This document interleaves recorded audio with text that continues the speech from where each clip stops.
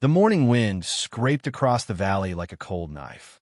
Dry branches rattled against the barn walls, and the sky had the color of old tin, the kind that promised snow but not the mercy of a quick storm. Silas McCrae stood on the porch of his cabin, one hand resting on the worn wooden post, his eyes narrowed beneath the brim of a dusty hat. He heard the creak of wheels before he saw them. A lone wagon appeared around the bend, drawn by a mule that looked older than the trail itself. It moved slow, careful, like the ground might collapse under its weight. Bundled beneath layers of wool and threadbare cloth sat a figure, small, hunched, faceless at first. When the wagon halted near the barn, she stepped down, legs stiff as fence posts. Her boots were cracked, her coat was patched, and in her hand was a tin pail that swung empty and hopeless. She didn't speak at first, just stood, breath misting in the cold, eyes locked on the cabin. Silas didn't move either. "Name's Marin," she said finally, voice dry from wind and grief. "Reverend Ellison sent me. Said you had space. Just for a few days." Silas didn't answer. Not right away. He hadn't touched a woman in 20 years. Hadn't shared bread, let alone breath, with anyone since the fever. The one that took Annie. And the baby. And a laugh that used to bounce off these hills like a lark in spring. This woman wasn't young. But not old either. Maybe 30. Maybe younger if the dust hadn't settled so deep into her skin. Her face was wind-burned, her eyes dark and hollowed out. But they didn't flinch. "I got a barn," he said at last. "It's dry. Don't leak unless the snow gets stubborn. I don't need much. You don't get much." She nodded once, like she expected that answer. Silas turned, pushed the cabin door open, then pointed toward the barn with a jerk of his chin. He didn't offer to carry her things. Not that she had many. Just a burlap sack, the pail, and a small bundle wrapped in what might have once been a quilt. She moved stiffly, favoring one side, and he noticed then how she held her arms, close, protective, like something hurt deep in the chest. Or maybe something had been taken, something precious. He didn't ask. By dusk, snow had begun its slow descent. Just dust at first, fine and cold, dancing in the air like it wasn't sure if it wanted to fall. Silas lit the lanterns. He moved slow, deliberate, the way men do when they've built their lives on rhythm and silence. He warmed beans on the stove, sharpened his knife, stirred the fire with an old iron poker shaped like a snake. He didn't look toward the window much, but when he did, he saw her. In the barn, by the stall, wrapped in horse blankets. Rocking. Not the kind of rocking that comes from cold. The kind that comes from holding in a scream. Her hands were pressed tight to her chest beneath her coat. He knew the signs. He remembered the wet towels, the cracked lips, the way Annie had cried, silently, after the baby was lost. Milk doesn't wait for grief. It comes anyway. He stepped outside, felt the snow kiss his beard. The moon was rising slow, casting shadows long across the field. The barn stood like a sentinel, dark and mute. He walked to the fence, leaned a hand against the post, and listened. Nothing but the low breath of cattle and the soft, rhythmic creak of her weight in the straw. He returned to the cabin, poured 2 mugs of hot water, one with dried mint, the other plain, then stood there like a fool, holding both. Steam curled in the lantern light. 10 minutes passed, then 20. At last, he put 1 mug outside the barn door. Didn't knock, didn't say a word, just left it there on the crate, like he used to leave offerings at a grave. Back inside, he stared at the rocking chair. It hadn't moved in 2 decades. It looked foreign now, too small, too sacred. He didn't sit in it. He stoked the fire, then walked past it, toward the small room at the back of the cabin. Inside it, everything remained as it had been. A cradle under the window, a faded blue shawl folded neatly on a shelf, and a wooden brush with hair still caught in its teeth. He didn't touch any of it. That night, he slept with his boots on. But before he closed his eyes, he looked through the frosted glass once more, toward the barn, toward the woman who hadn't asked for more than straw and space. And for the first time in a long, long while, he wondered, now she had lost. But what it had cost her to come this far, with nothing but a pail, a prayer, and pain she dared not speak aloud. By the time the snow stopped falling, The valley had gone silent again. Maren made no demands. She took the loft without complaint, curling herself between hay bales and horse blankets like a stray cat who knew better than to be too grateful. She rose early, long before dawn, and Silas could hear her movements from his porch, the soft creak of wood, the rustle of straw, the rhythm of her body bending down to the milk pail.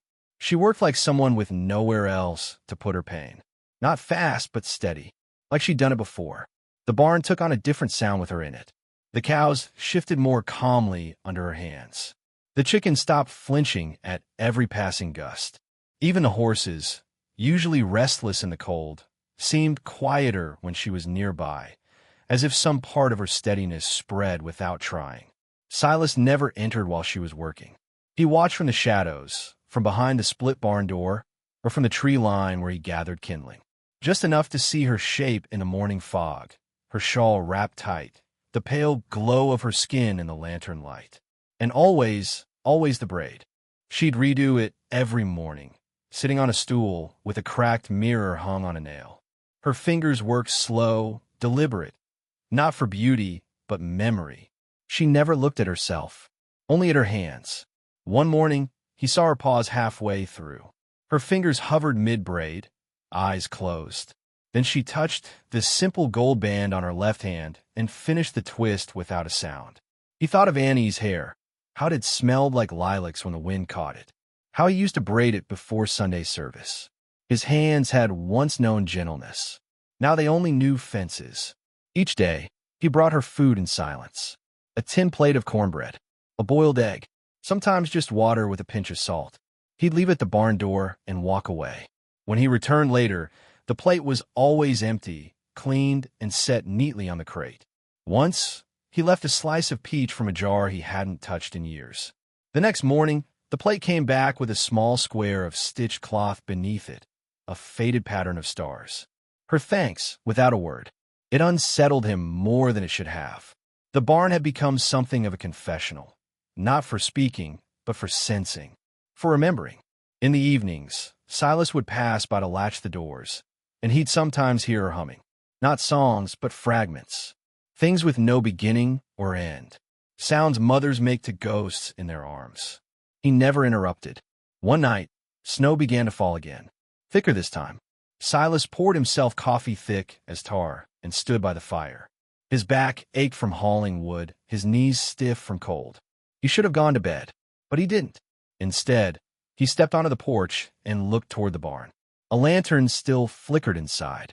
She was late turning it down. After a moment, he walked out through the snow, slow steps crunching beneath his boots.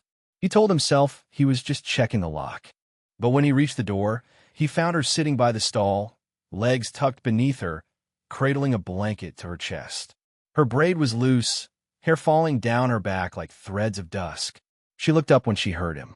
Didn't flinch, just said softly, "I thought milk would stop by now. But it don't. It just keeps coming, even when there's no mouth to take it." Silas froze.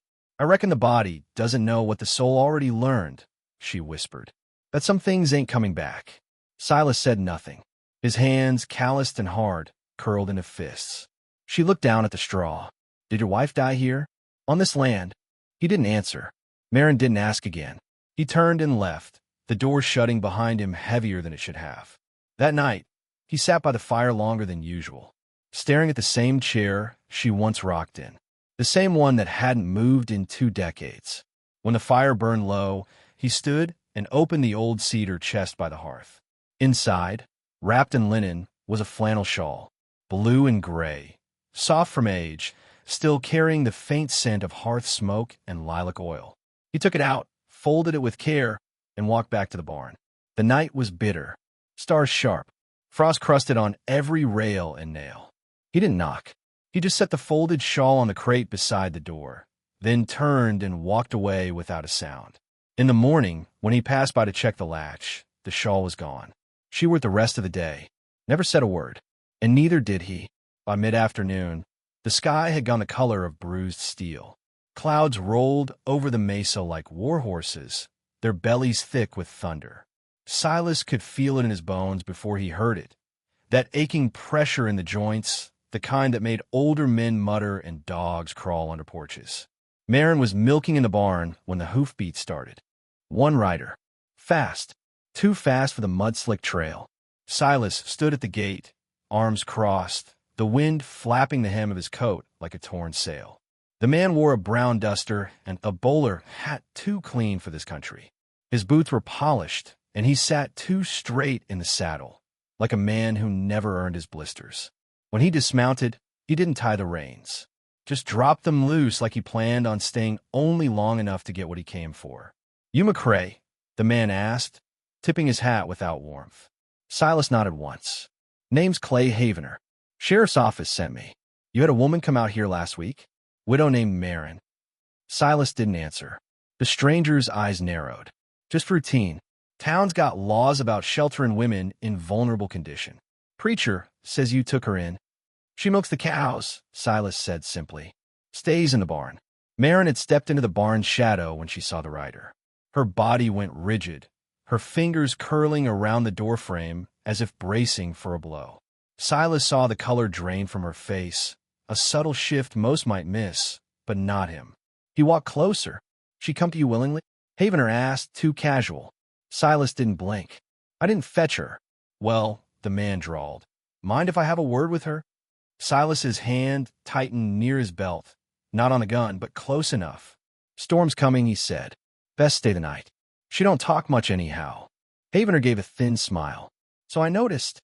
Thunder cracked, sharp as gunfire. The mule bucked its reins.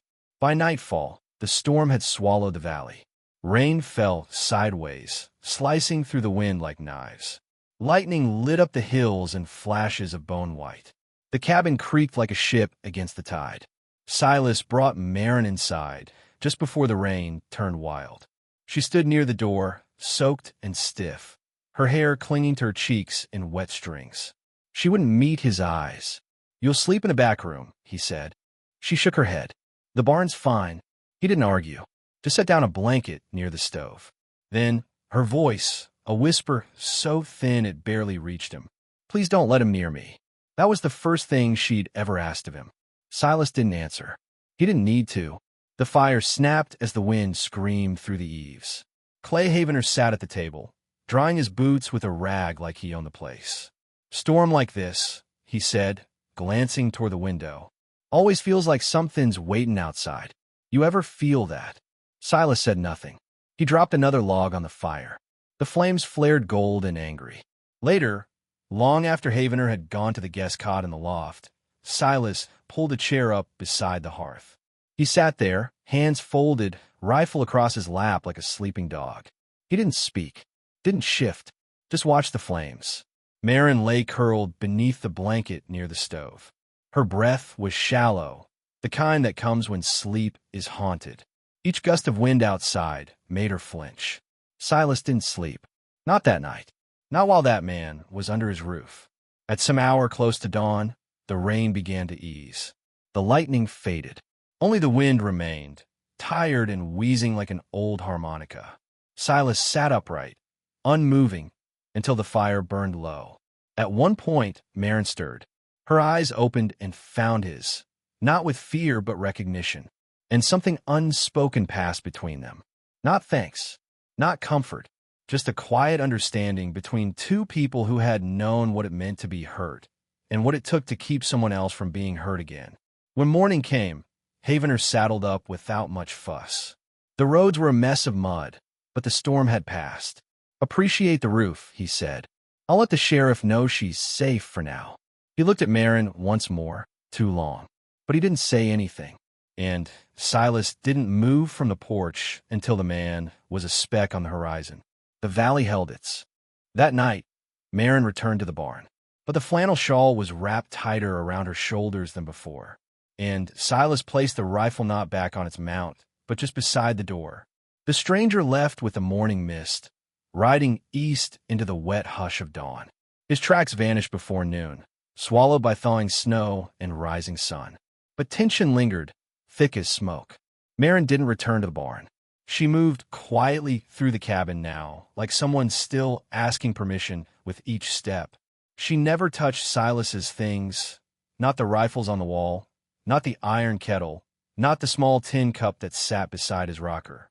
But she began leaving traces of herself anyway. A sweep of pine needles off the floor.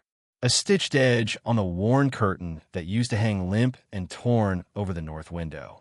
A pot of broth left simmering on the stove without a word spoken between them. Silas said nothing of it. But each evening, when he came in from checking fence posts, his boots heavy with mud, he found the fire already lit, the room already warm. A basin of water set out beside the stove. Maren sat near the hearth now, not curled, not clutching, just sitting. Her posture looser, her braid often undone. Her hair hung long now, catching the firelight like strands of embered hay. She still didn't smile, but her silence had changed. It no longer clung like a wound. Silas didn't know what to do with it.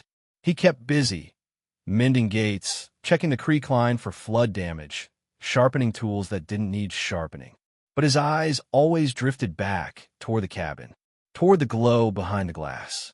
One evening, she was already rocking when he stepped in. The fire burned low and wide, casting tall shadows across the log walls. She had washed. He could smell the lavender from the tin soap she must have found near the well. And she hadn't wrapped her chest so tightly that night. The pain was easing. Silas took his seat by the door, as he always did, resting his elbows on his knees, hands knotted like old roots. She didn't look at him, just stared into the fire and rocked. The silence was companionable now, not heavy, not cold. And then she spoke. Her voice was nearly a breath. "He wasn't my husband." Silas didn't move. She kept staring into the flames. "He just took me after mine died. Claimed the land. Claimed me. Said it was easier than courting someone new." A gust of wind howled past the eaves. The cabin creaked. "I told the preacher I was going to see a cousin out west," she said, quieter. "Didn't think anyone send me here. Just needed a place he couldn't find." Silas swallowed. "I ain't asking you for protection," she added quickly. "I just didn't want to die in a barn." Her voice cracked on the last word. Silas looked at her then. Really looked. Her hands were folded in her lap, knuckles white. Her eyes shimmered, but no tears fell. She was long past weeping. He stood slowly, his joints popping, and walked to the woodpile. He took his time, selecting a log, setting it carefully into the fire.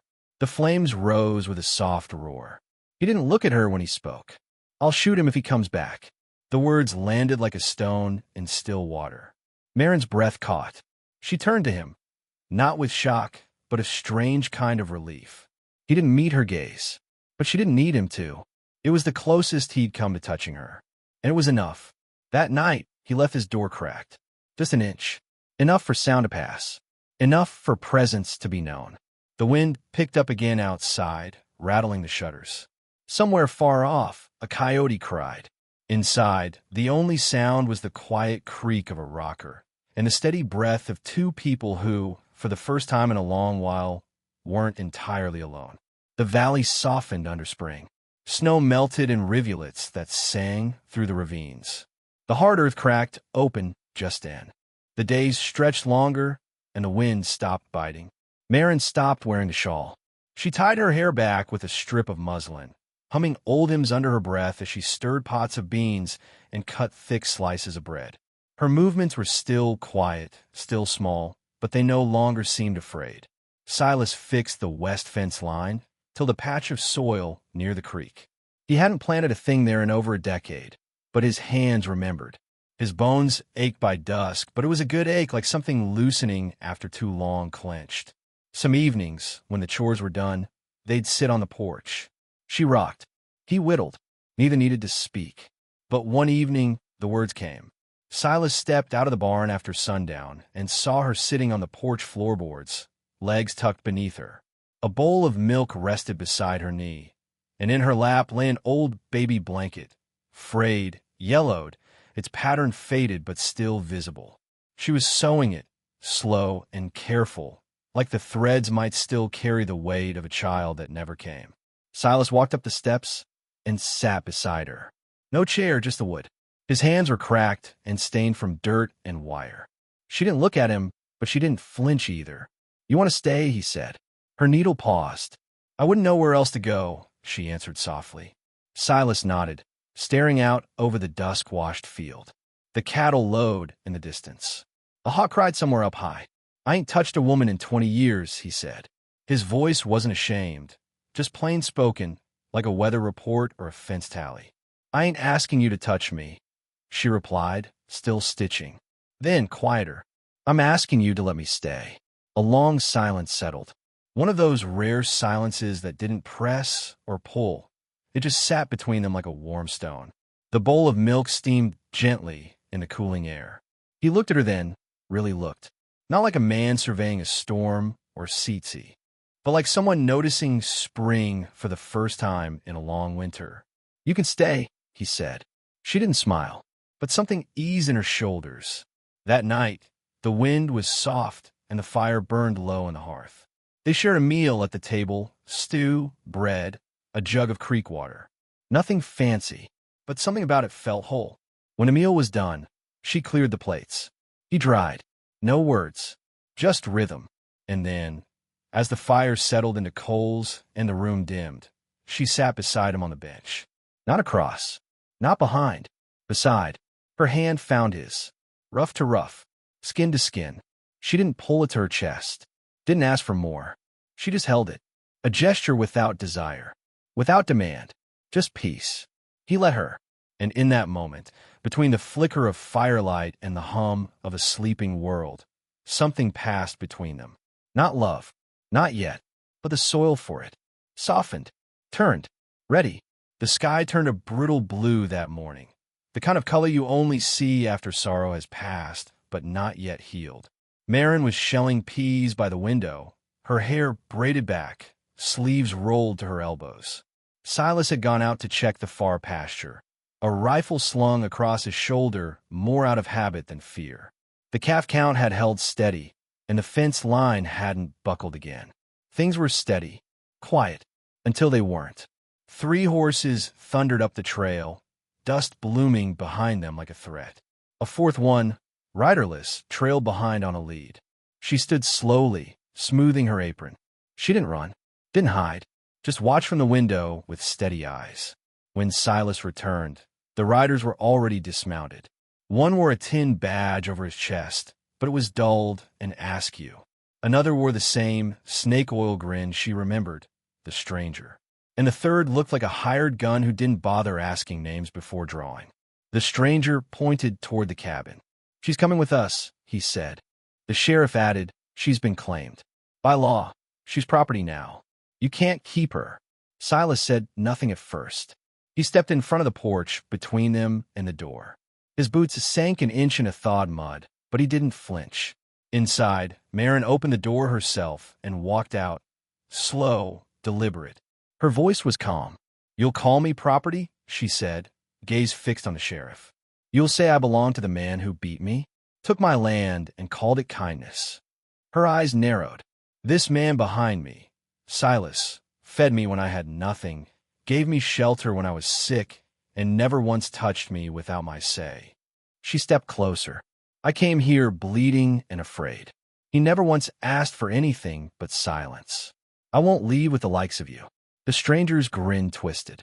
"You think words carry weight out here?" Silas finally moved. From his coat, he pulled a folded letter and handed it to the sheriff. A letter from a preacher who'd sent Maren west, stamped and signed. Beside it, a deed. Proof Silas owned every inch of this land, fair and clear.